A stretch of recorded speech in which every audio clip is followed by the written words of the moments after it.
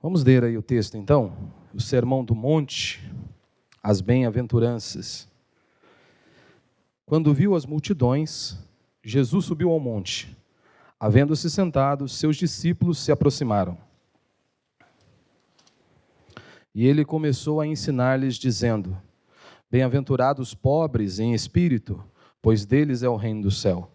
Bem-aventurados os que choram, pois serão consolados.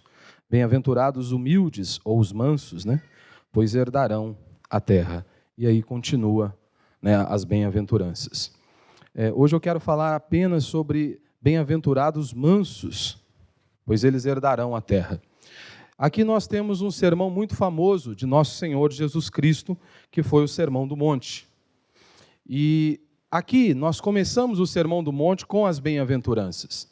E hoje muitas pessoas, muitos cristãos, eles olham para o Sermão do Monte como se fosse algo que nós, como igreja, não deveríamos obedecer, que nós, como igreja, não deveríamos almejar, nos submetermos a esta palavra, a este sermão de Jesus Cristo.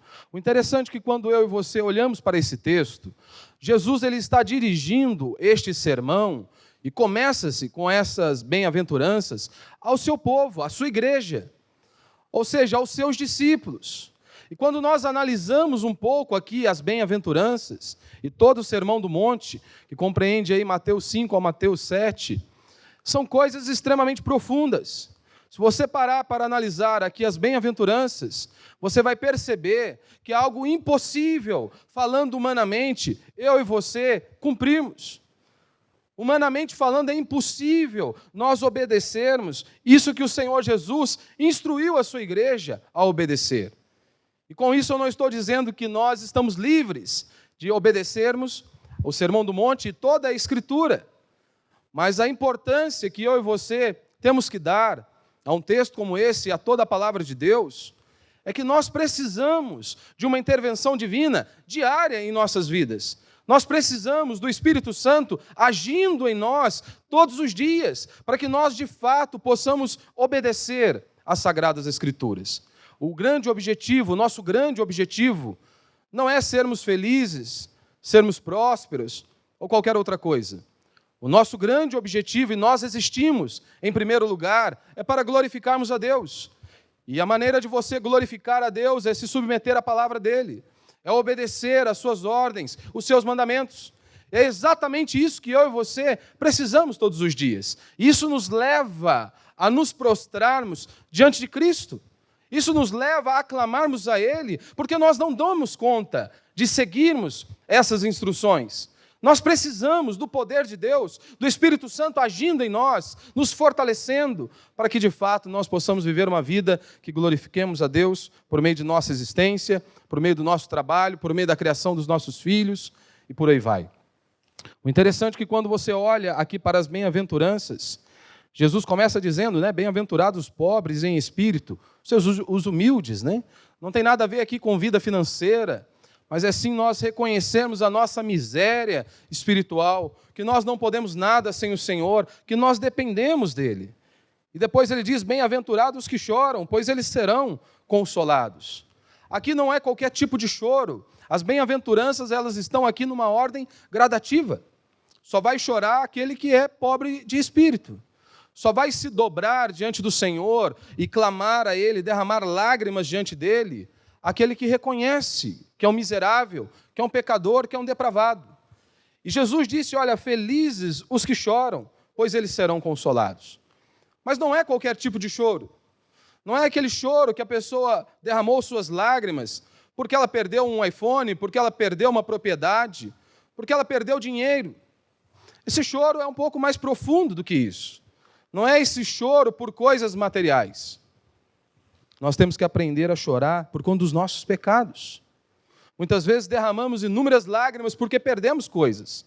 Perdemos dinheiro, perdemos um carro, mas nós não choramos por conta dos nossos pecados. E os nossos pecados são algo gravíssimo contra o nosso Deus, que é santo, santo e santo, como diz a Escritura. Nós temos que olhar para o pecado e sermos radicais contra o pecado, como Cristo nos ensinou. Porque você precisa se lembrar, nós precisamos nos lembrar constantemente que o nosso pecado colocou o nosso Senhor na cruz do Calvário. O meu pecado e o seu pecado colocou Cristo no madeiro. Então nós não podemos flertar, brincar com o pecado. E por isso temos que aprender a confessá-los diariamente diante do Senhor, porque nós estamos transgredindo a lei de Deus. Estamos pecando contra um Deus que enviou o seu Filho para morrer por nós, para nos libertar dos nossos pecados. E muitas vezes nós amamos as coisas que Deus abomina. Isso não é possível para mim e para você. Nós não podemos amar coisas que Deus abomina. Nós não podemos flertar e brincar com o pecado. Temos que ser radicais. E Jesus disse, olha, aqueles que choram pelos seus pecados, esses vão ser felizes. Eles vão encontrar refúgio, refrigério hoje. E não apenas hoje, aqui nesta vida, mas também na eternidade. Hoje nós já encontramos aqui refrigério, restauração e renovo para a nossa vida, para enfrentarmos a cada dia. Mas nós temos a certeza da eternidade. E Jesus então diz, bem-aventurados os mansos, pois herdarão a terra. E é isso que eu quero abordar aqui hoje com a graça de Deus. E Jesus disse, bem-aventurados os mansos, porque eles herdarão a terra. Mas por que os mansos serão felizes? Essa é uma pergunta que nós temos que fazer. As bem-aventuranças e todas as escrituras, elas vão na contramão do ensino deste mundo. E principalmente quando nós falamos de felicidade, que é a ideia aqui das bem-aventuranças, felizes os mansos. E os ensinos de Cristo, as bem-aventuranças, vão na contramão do ensino dado pelo mundo. O que o mundo ensina e entende sobre felicidade. Preste atenção. Jesus disse, olha, felizes são os humildes. Felizes são os que choram. Felizes são os mansos. Felizes os que têm fome e sede de justiça. Felizes são os misericordiosos. Felizes são os puros de coração. Felizes são os pacificadores. Felizes são os perseguidos por causa da justiça. E quando nós olhamos para esse mundo, o que nós enxergamos? O que o mundo aplaude são aquelas pessoas, o que o mundo valoriza são os fortes. O mundo valoriza o arrogante, o poderoso, aquele que se impõe pela força. É isso que o mundo valoriza. Mas o interessante é que Jesus olha para nós, olha para os seus discípulos e diz, feliz é o manso. Com esta bem-aventurança, Jesus ele estava frustrando praticamente a expectativa do seu povo, a expectativa ali dos seus discípulos. Porque nós nos lembramos, já estudamos aí a Escritura, e você se lembra, muitos tinham uma visão errada acerca do Messias. Muitos esperavam a vinda de um Messias, de um libertador. Mas aquele povo, eles esperavam talvez um Messias, um libertador político. Talvez eles esperavam ali um libertador materialista, um Messias materialista. Talvez um Messias guerreiro ali. E nós percebemos isso, inclusive, na vida dos discípulos, que andaram anos com Cristo. E mesmo assim, parece que eles nutriam ideias equivocadas acerca do Messias. Será se ele vai estabelecer um reino aqui nesta terra e nós vamos ser os seus ministros? Nós vamos conduzir a nação juntamente com ele? Ou seja, se assim Deus me permitir, nós vamos trabalhar. Primeiro, o que Jesus não disse, o que não é ser manso, o que não significa ser manso, para depois, então, nós entendermos o que significa ser manso. E por que eu e você devemos ser mansos? Por que nós devemos ser mansos? Qual é o resultado de nós obedecermos às ordens de Cristo? Qual é o resultado de nós andarmos e vivermos em mansidão? E como alcançarmos isso? Primeiro, o que não significa ser manso não é um atributo natural. Muitas pessoas acham que é um atributo natural. Jesus ele não está falando aqui daquela qualidade que talvez algumas pessoas possam possuir, porque vieram ali de um lar com uma boa formação familiar, talvez porque eles têm uma personalidade um pouquinho mais tranquila, talvez porque eles têm um temperamento mais sossegado. Só que Jesus não está falando apenas de algo externo. Jesus não está falando aqui apenas de algo convencional. Jesus está falando de algo que acontece no nosso interior. Jesus está falando da graça de Deus agindo sobre nós. Jesus está falando do Espírito de Deus agindo sobre nós. Nós vemos aqui a obra, o fruto do Espírito. Como disse Spurgeon, ser manso não é virtude, ser manso é uma graça de Deus. Ninguém aqui é naturalmente manso. Nenhum de nós. Nenhum de nós somos naturalmente manso. Não é algo que eu e você recebemos ali de berço. Não é algo que está ligado, é próprio da minha e da sua personalidade. O que Jesus está nos ensinando vai além disso. Vai além disso. Só aqueles que reconhecem que nada merecem diante de Deus e choram pelos seus pecados é que de fato podem ser mansos. Não apenas diante de Deus, mas também diante dos homens. É isso que Cristo está nos mostrando. Ser manso não é você ser frouxo, não é você ser mole, não é você ficar impassível diante dos problemas da vida. Talvez seja assim que a sociedade espera de alguém. Na maioria das vezes, essa é a ideia de alguém manso, que a sociedade idealiza. É aquela pessoa que não tem coragem de se impor. É aquela pessoa que ela se curva diante das ameaças. Não é isso que Jesus está dizendo que é ser manso. Como o pastor disse aqui no início, nós viemos de um povo guerreiro. Nós viemos de um povo que lutou até a morte. Nós viemos de um povo que não temeu a morte. Nós temos como exemplo o nosso mestre, Cristo Jesus. A Escritura diz que quando as pessoas olhavam para a face de Cristo, via que ele estava disposto e convicto a enfrentar a morte, porque ele obedeceu à ordem do Pai. Ele sabia que ele veio ao mundo com um propósito, e era ser pendurado no madeiro. Então ele executou a sua missão, ele cumpriu a sua missão. Nada pôde pará-lo, mesmo que algumas pessoas tentassem intervir, poupando a própria vida. Mas Cristo diz, não, eu vim ao mundo e venho cumprir um propósito. Então não é esse o conceito que Jesus está dizendo. Ser manso não é ser tímido, não é ser covarde, não é ser medroso, não é ser fraco. Isso não é ser manso. As pessoas mansas foram profundamente fortes e enérgicas. Basta você olhar para a Escritura. Nós percebemos isso na Escritura. Olhe para os profetas do Antigo Testamento, olhe para os apóstolos do Novo Testamento, olhe para Cristo. Pessoas que enfrentaram tudo e todos para anunciar a verdade, para pregar o Evangelho. Mesmo ali sendo perseguidos, eles não se dobraram.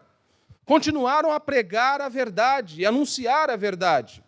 E é exatamente isso que eu e você temos que fazer. Olhe para os servos de Deus do passado, pessoas morreram justamente porque mantiveram os seus posicionamentos. Pessoas morreram porque se mantiveram firmes diante da Escritura, obedeceram a Deus, serviram a Deus de verdade. Jesus, ele se auto-intitulou manso e humilde de coração. Mas olhe para Jesus, ele usou um chicote para expulsar os vendedores do templo. Jesus, ele foi forte, foi guerreiro, ele teve coragem para enfrentar a cruz. Esse é o nosso mestre, são os exemplos que nós temos. Ser manso não é que nós temos que manter a paz a qualquer custo. As pessoas acham que ser manso é isso. Nós temos que manter a paz a qualquer custo. A Escritura diz, o que depender de vós, se possível, mantenham a paz com todos, se possível. Mas nós não podemos abrir mão dos nossos valores, nós não podemos abrir mão da nossa fé, nós não podemos abrir mão das Sagradas Escrituras, nós não podemos ser coniventes com o pecado, nós não podemos ficar em cima do muro. Quando se trata da nossa fé, nós temos que tomar posições, nós temos que ficar firmes. Não tem como nós agradarmos a grego e troianos. Vai chegar um momento que alguns não gostarão das nossas posições, mas você não pode ser neutro. Você precisa ter uma opinião. Pessoas que acham que ser manso é isso, é ficar em cima do muro. Nós não podemos aplaudir aquilo que Deus abomina. Nós não podemos, nós como cristãos não podemos. Ser manso também não é uma atitude ou apenas um controle externo. Tem pessoas que são assim, não é? Porque talvez está ali em meio aos irmãos da comunidade ou em um local público, ela se controla ao máximo. Às vezes fica irado, por dentro há um vulcão ali, mas ela se mantém. Há pessoas que conseguem manter essa calma. Há pessoas que são assim, conseguem manter esse domínio diante de circunstâncias adversas. Mas por dentro estão explodindo. São como um vulcão. Conseguem até esconder diante dos homens. Diante dos homens eles mantêm uma aparência, mas e será se diante de Deus essa calma é verdadeira? Muitos eles não falam mal, mas eles desejam mal. Muitos desejam. Muitos se alegram, né, com o fracasso do outro. Ser manso não é isso. Mas o que significa então ser manso? Ser manso é uma pessoa que ela é submissa à vontade de Deus. Ser manso é isso, é você se submeter à palavra de Deus, à vontade de Deus. Uma pessoa mansa, ela não se rebela contra o seu Deus. Uma pessoa mansa, ela não murmura contra o seu Deus, contra o seu Criador. Pelo contrário, ela se submete à palavra de Deus, ela se submete à vontade de Deus. Ela se rende à vontade do seu Senhor, porque ela acredita, ela confia em Deus, que tudo coopera para o bem daqueles que o amam. Ela sabe que Deus está no controle de sua vida, assim como Jó disse à sua mulher: ora, nós recebemos bem de Deus, o bem de Deus, porventura não receberíamos também o mal? Uma pessoa mansa é como o apóstolo Paulo, que ele diz que sabia viver e viveu contente em toda e qualquer situação. A sua confiança estava em Deus, depositava a esperança e a confiança em Deus em todos os momentos de sua vida. Ser manso é como o apóstolo Paulo, que vive dando graças a Deus, louva ao Senhor, bendiz ao Senhor, porque ele confia e ele acredita em Cristo, ele acredita em sua palavra. E nós temos a palavra de Deus, e o Senhor nos traz esta mensagem, e nós podemos confiar. Tudo coopera para o bem daqueles que amam a Deus. Nós não precisamos temer as adversidades, nós não precisamos temer a circunstância alguma, se a nossa vida estiver pautada em Deus, se a nossa vida e a nossa esperança estiverem em Deus. Segundo, ser manso é uma pessoa que está debaixo do controle de Deus. Ela está ali sendo conduzida por Deus. É aquela pessoa que foi quebrada por Deus, quebrada pela palavra de Deus. É uma pessoa quebrantada, uma pessoa que morreu para si mesmo. Ele está sendo conduzido por Deus. A mansidão é fruto do Espírito. É aquela pessoa que está sobre a autoridade e o controle de Deus. Ela obedece à palavra de Deus. Nós não fomos chamados para obedecermos à cultura, nós fomos chamados para obedecermos às sagradas Escrituras, que são a palavra de Deus para mim e para você. E é a ela que nós nos sujeitamos, é a ela que nós nos dobramos. O manso é aquele que tem a força sobre o controle. Ele não é fraco, ele tem um domínio. Ele tem um domínio próprio, porque o Senhor habita nele. Provérbios, capítulo 16, vai dizer: mais forte é o que domina o seu espírito do que aquele que conquista uma cidade. Aquele que domina o seu espírito é mais forte do que aquele que domina uma cidade. Meu irmão, ser grande, ser forte, não é dominar os outros. Muitos acham que é isso, né? Ser grande, ser forte é dominar os outros. Ser grande, ser forte é dominar a si mesmo. É dominar a si mesmo. Uma pessoa mansa, ela reconhece diante dos homens aquilo que ela reconhece diante de Deus. Uma pessoa mansa é assim. Nós olhamos para a Escritura e nós enxergamos o quão depravado nós somos, quão pecadores nós somos.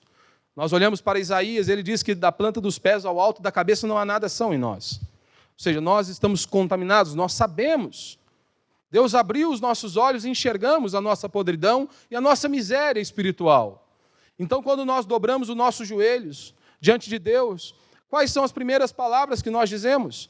Ô Senhor, tem misericórdia, porque eu sou um pecador, sou um miserável homem pecador. Se não fosse a tua graça, eu estava perdido. Nós assumimos quão miseráveis nós somos diante de Deus. E você pode ter acabado de orar, feito esta oração, mas se alguém se levantar e apontar o dedo em seu nariz e dizer: você é um miserável, você não vale nada, você é um pecador, e por aí vai, garanto para você, se você pudesse, você dava um soco nele. Ah, dava. E você acabou de orar isso: eu sou um miserável, eu sou um pecador, mas não reconhece diante dos homens aquilo que você acabou de dizer diante de Deus. Nós não admitimos isso. Nós não admitimos que as pessoas venham, tentem nos confrontar desta maneira. Como certa vez uma mulher enviou uma carta a um irmão, e ela de forma dura fez pesadas acusações a este irmão. O irmão ficou angustiado, aflito, diante daquela situação. E ele então vai orar a Deus. Pede para que Deus pudesse conduzi-lo, Deus desse graça, para que a resposta pudesse vir. E é claro, se fosse falando naturalmente, responderia ele à altura.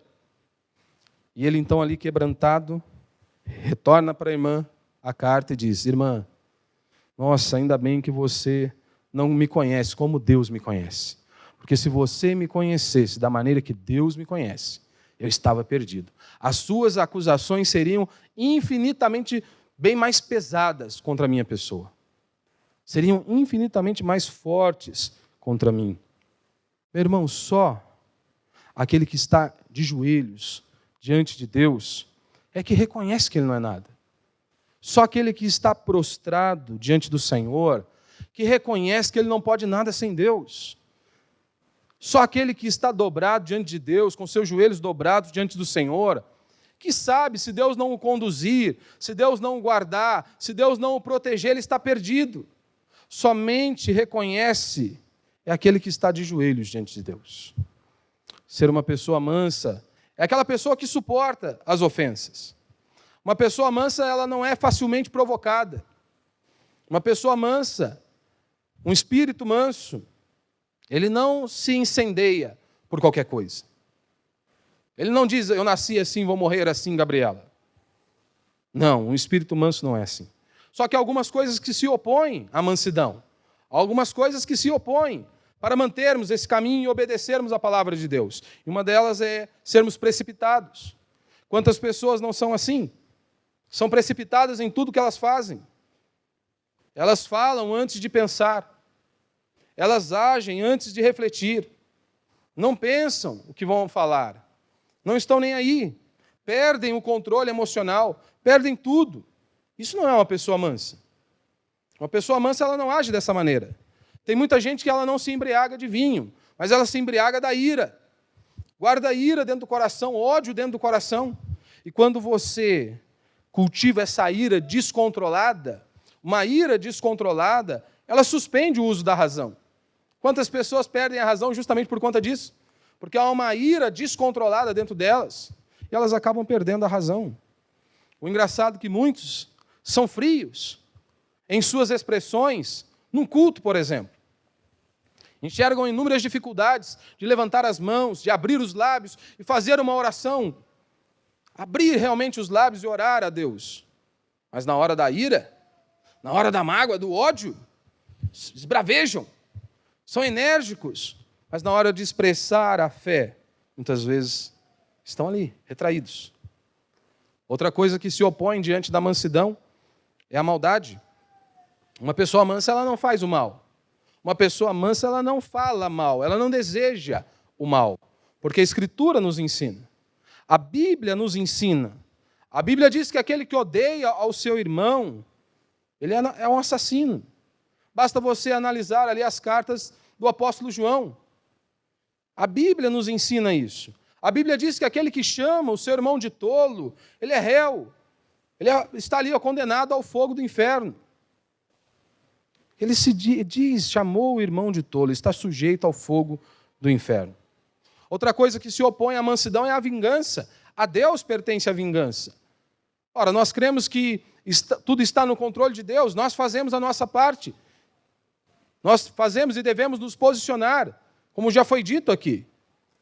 Mas nós não cultivamos esse sentimento de vingança dentro de nós. E quando eu digo sentimento de vingança, não é apenas você querer matar alguém, porque talvez muitos de nós não cultivamos isso. Mas às vezes alguns cultivam e ficam nutrindo a vingança dentro do coração. Talvez ele não tenha coragem de executar alguém, de matar alguém.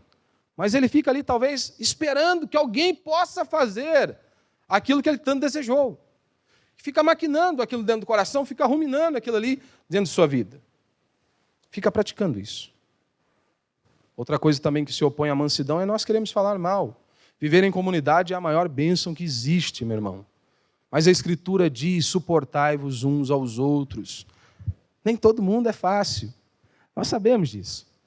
mas é o lugar da bênção de Deus. Quando nós nos reunimos para celebrar ao Senhor, cultuarmos ao Senhor, é uma bênção. Um culto como esse é uma bênção quando nós nos reunimos para celebrar a Deus. Mas viver em comunidade não é fácil. Nós temos que aprender a perdoar, nós temos que aprender a pedir perdão. E nós temos que aprender a obedecer às Sagradas Escrituras. A Bíblia nos ordena que nós não podemos falar mal uns dos outros. A Bíblia diz que nós não podemos fazer assim, nós não podemos agir desta maneira. Deus abomina esse tipo de atitude. Não é isso que nós lemos lá em Provérbios? Que Deus abomina aquele que semeia contenda entre os irmãos. Então é algo que nós temos que aprender a vigiar constantemente. Nós temos que aprender a estarmos ali atentos para não cairmos. Tem muitas pessoas que elas fazem com um comentário sutil. De uma forma sutil, pode tentar ali jogar a honra do outro no ralo. Ele não tem a coragem de colocar uma arma na cabeça dele, mas faz um comentário de uma forma sutil para colocar a vida do outro no buraco. Uma pessoa mansa é aquela que perdoa as ofensas. Jesus foi categórico ao dizer: se você estiver orando e se tem alguma coisa com outra pessoa, você deve perdoar. Por quê? Para que o vosso Pai Celestial vos perdoe as vossas ofensas. Ou seja, eu estou orando e tenho algo contra o meu irmão, eu preciso perdoá-lo para que Deus perdoe as minhas ofensas. Não adianta orar sem perdoar. Não adianta nós orarmos sem perdoarmos o nosso próximo. Quantos de nós lembramos das injúrias, daquilo que as pessoas nos fazem de mal, mas nós não nos lembramos daquilo que elas fazem de bom para nós? Quantas vezes elas nos ajudaram? Muitas vezes uma pessoa fez 99 coisas boas para você, te ajudou, te serviu. De repente, um dia que ela diz um não para você, você vai ficar com um não. Aquela pessoa não serve mais, não pode andar junto mais. Não posso amar, não posso respeitar, não posso andar mais junto com aquela pessoa. Muitas vezes nós cultivamos isso. Nós lembramos daquilo que a pessoa fez de mal, que muitas vezes nós sentimos que pisou em nosso calo. Mas nós não nos lembramos de tantas coisas boas, de tantas bênçãos que aquelas pessoas foram em nossas vidas. E temos que aprender. Certa vez um pastor foi visitar a comunidade, uma irmã no leito de morte, e aquela irmã cultivava um ódio dentro do seu coração por uma determinada pessoa. O pastor olha para ela e pergunta: irmã, você está pronta para perdoá-lo? Você está pronta para perdoar o seu inimigo? E a resposta daquela mulher foi apenas uma: não, eu não estou pronto para perdoá-lo. Mesmo sabendo que eu estou indo para o inferno, mas eu não estou disposto a perdoá-lo. Olha o absurdo. Olha o absurdo. Jesus é o nosso modelo de homem manso. Basta nós olharmos. Quando ele era maltratado, como ele fazia? Ele fazia ameaças às pessoas? Não. Não era assim. Jesus não tinha esse tipo de atitude. Como que deve ser? Como que nós devemos proceder? Como que deve ser o perdão? Já que o manso ele perdoa. Já que o manso perdoa aquele que o ofendeu. O perdão ele deve ser real. Assim como Deus faz comigo e com você. Deus nos perdoa. Deus não fica guardando o nosso pecado para si. Deus nos perdoou. Deus nos perdoou dos nossos pecados. Deus não fica guardando os nossos pecados dentro de uma sacolinha para no momento oportuno esfregar em nossa cara. O perdão é real. Deus nos perdoa e esquece. Deus nos perdoou dos nossos pecados. Não nos cobra mais. Mas quantos têm uma inúmera dificuldade, têm inúmeras dificuldades de perdoar e esquecer, de perdoar e virar a página. Porque é isso que eu e você temos que fazer. Ora, se as pessoas nos ofenderam, nós temos que perdoá-las. E temos que virar a página. Isso você aplica em nossa comunidade, nós vivendo como igreja. Nós vamos errar. As pessoas falham. Nós falhamos. Você precisa praticar isso no seu casamento, na criação dos seus filhos. Não tem como perdoar e ficar voltando. Aí lembra de um episódio, uma discussãozinha que se iniciou e volta-se toda uma história de mágoa, ressentimento e dor. Imagine se Deus fizesse isso comigo e com você. Imagine se Deus jogasse em nossa cara, todas as vezes que nós erramos e falhamos, as histórias lá do passado. Então nós temos que aprender, se queremos viver bem, queremos a bênção de Deus sobre nós, temos que aprender a perdoar e virar a página, assim como Deus faz conosco. O perdão, ele é pleno. É isso que nós aprendemos na Escritura, Ele perdoa todas as nossas iniquidades. Não tem como meio perdão. Não, é perdão por completo. Se você é manso, você perdoa. Não apenas meio perdão. Vou perdoar algumas ofensas. Não. O perdão é algo constante. Nós vemos isso na Escritura, que Deus ele é rico em perdoar, diz Isaías 55. Deus é rico em perdoar. E aí algumas pessoas perguntam, até quantas vezes nós devemos perdoar? Até 7 vezes? Não, até 70 vezes 7. É apenas um princípio para que eu e você possamos nos atentar. Enquanto a pessoa estiver ali arrependida, querendo uma oportunidade, nós estamos ali. Estamos ali para perdoar, para amar, para cuidar e para andarmos juntos. Não há cristianismo sem perdão. Não há cristianismo sem perdão. Se você não perdoa, você não pode adorar a Deus. Se você não perdoa, você não pode ofertar a Deus. Se você não perdoa, você não pode orar a Deus. Se você não perdoa, como que você quer ser perdoado? Como que nós queremos ser perdoados? Se você não perdoa, você não tem paz. Se você não perdoa, você fica doente. Quantas doenças desencadeiam justamente por conta disso? A pessoa guarda mágoa, guarda ira dentro do coração. Quantas pessoas vivem dominadas e atormentadas por conta disso? Muitos perdem até mesmo de desfrutar de um momento agradável, justamente porque está cultivando mágoa. E a outra pessoa nem sabe, mas aquela pessoa está no mesmo ambiente que ela. E ela, então, a festa acabou, estragou o momento, ou seja, perdeu a paz, vive atormentado, porque não perdoa. Se você não perdoa o seu irmão, você precisa se lembrar, você não está ferindo apenas ao seu irmão. Nós estamos transgredindo o mandamento de Deus. Nós estamos ferindo a Deus. É isso que nós temos que nos atentar. Quais as razões para nós sermos mansos? Primeiro, nós devemos ser mansos porque Jesus foi manso. Jesus foi manso. Jesus é um homem perfeito. E ele foi manso e humilde de coração. Quando ele foi humilhado, ofendido, ele não revidava à mesma altura. Ele não revidava à mesma altura.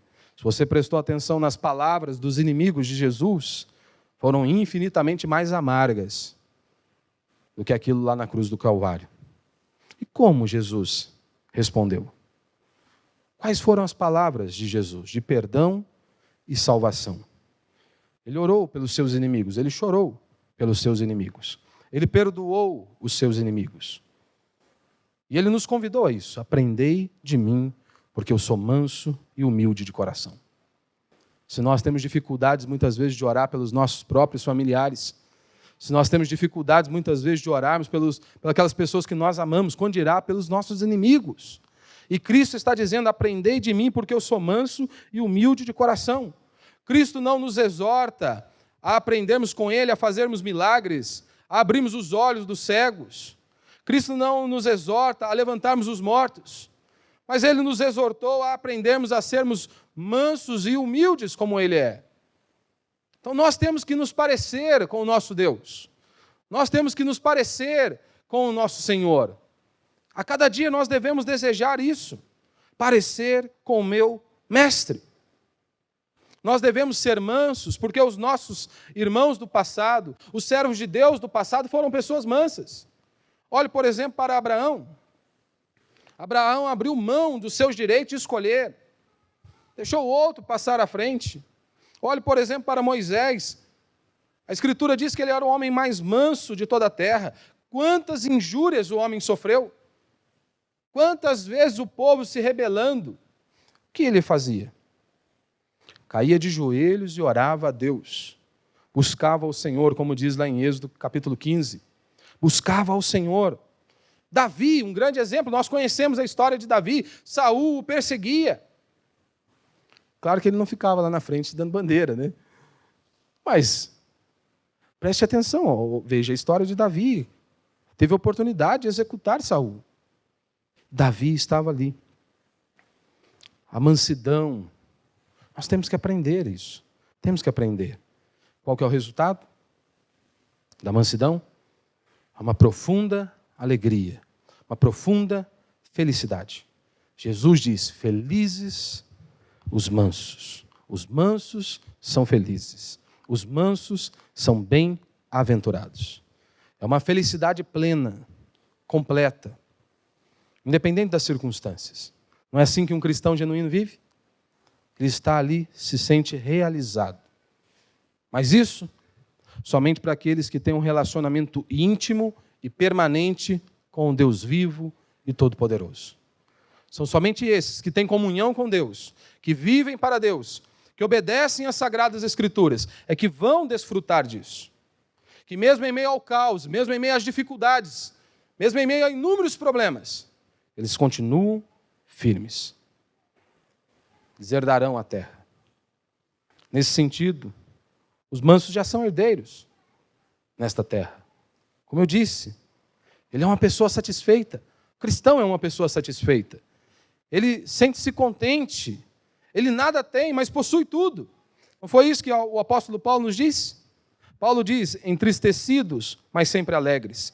Pobres, mas enriquecendo a muitos. Nada tendo, mas possuindo tudo.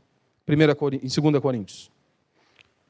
Paulo também diz em Filipenses: eu aprendi a viver contente em toda e qualquer situação. Eu tudo posso naquele que me fortalece. O manso é um cidadão do céu. O manso é o filho de Deus. É aquele que busca a cada dia se parecer com o seu Senhor. Busca se parecer com Deus. E a maior bênção é um dia nós estarmos com Cristo. Passarmos a eternidade conhecendo o nosso Senhor. Passarmos a eternidade bendizendo ao nosso Deus. E como ser manso? Como ser manso? Conhecendo a Deus. Se submetendo à palavra dele. Que a cada dia eu e você, o nosso desejo seja realmente nos parecermos com Cristo. Como Paulo vai dizer em Romanos 8. Que é para isso que nós existimos. Nos parecermos com Cristo. Glorificarmos a Deus por meio de nossas vidas, por meio de nossa existência. Então a pergunta que eu deixo para cada um de nós é: nós somos mansos? Nós somos. Você é uma pessoa mansa? Se você é manso, qual estágio você está? Você tem vivido para a glória de Deus? E nós temos que orar para aprendermos a sermos mansos com Jesus. A olharmos para a vida de Cristo. E ser manso, como eu disse, não é ser fraco. Não é você não ter posição. Mas é você ser como Cristo. Olhar para as atitudes de Cristo. Olhar para como nosso Senhor era. E se tivermos que enfrentar inúmeros problemas, inúmeras adversidades, mesmo assim somos pessoas mansas, guerreiros, assim como os nossos irmãos do passado. E como o nosso Senhor, que enfrentou a morte, enfrentou a cruz. Por isso vamos ficar de pé, vamos orar a Deus.